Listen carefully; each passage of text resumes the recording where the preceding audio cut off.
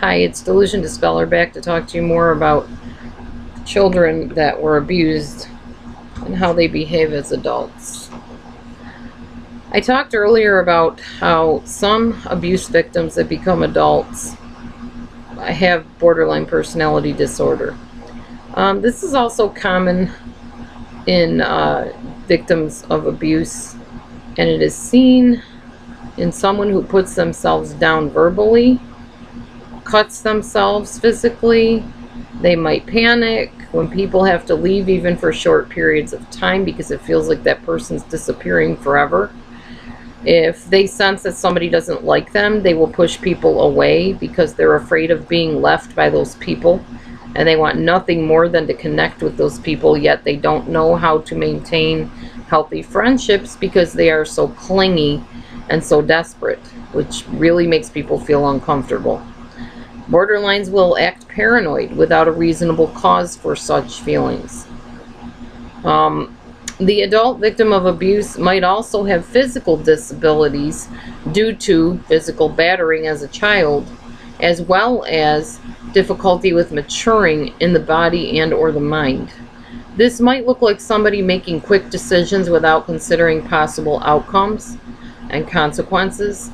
It might be shown in a speech pattern that sounds childlike, maybe baby talk, or at least talking younger than the individual's age. I've seen that one a lot in my clients. It may exhibit itself in rebellious behavior and not wanting to follow the rules.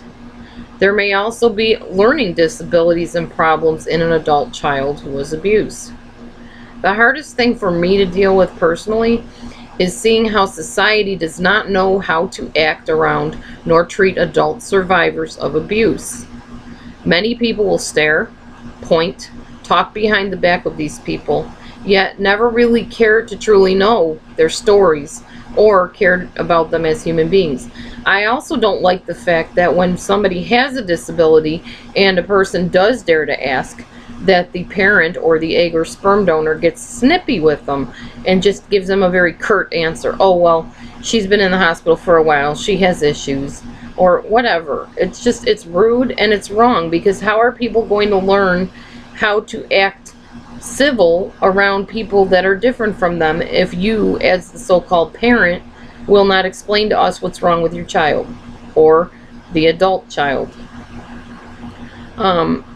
I'm not talking about people that are dangerous stalkers, psychopaths or sociopaths or aggressive schizophrenics.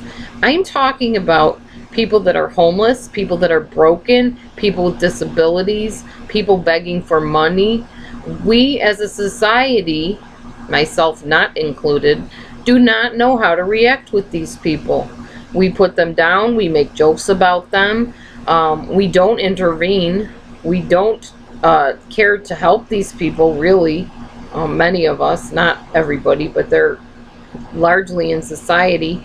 They're the brunt of sitcoms and things like that.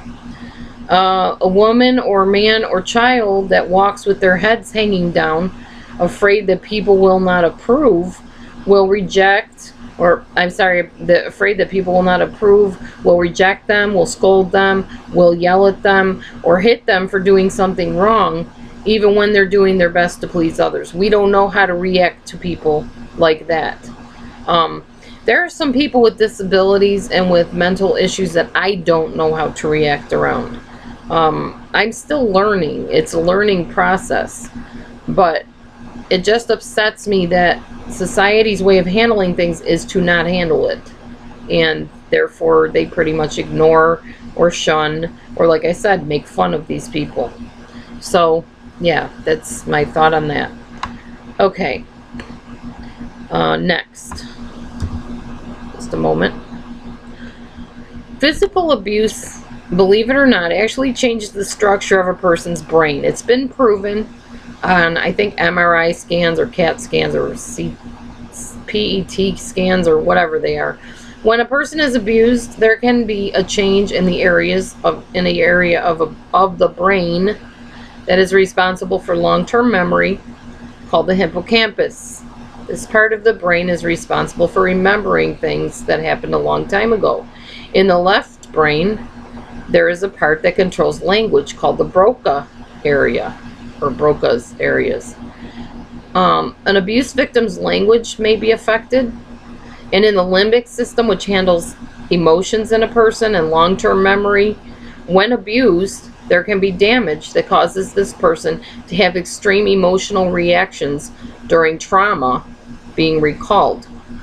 This is why in a counseling office, there is often emotional turmoil in a person who feels triggered by the questions the counselor is asking, and trying to remember the past causes this emotional turmoil to be very, very intense and very upsetting. You can imagine that if you saw something that scared you immensely and then have somebody keep reminding you of it, that's what it feels like to an abuse victim, to be reminded of their trauma.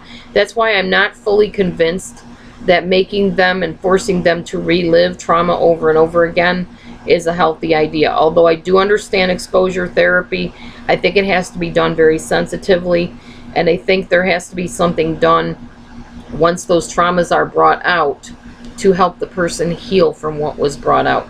And I don't really know how that works because I don't deal in that type of therapy. I just know there needs to be balance when helping people that have such extreme issues.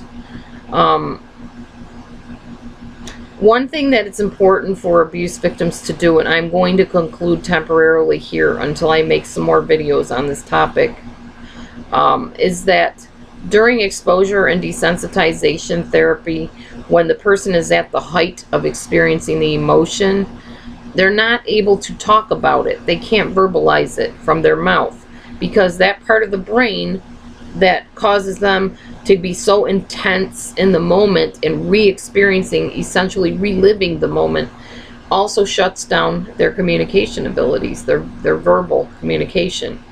And therefore they cannot tell you what they're feeling.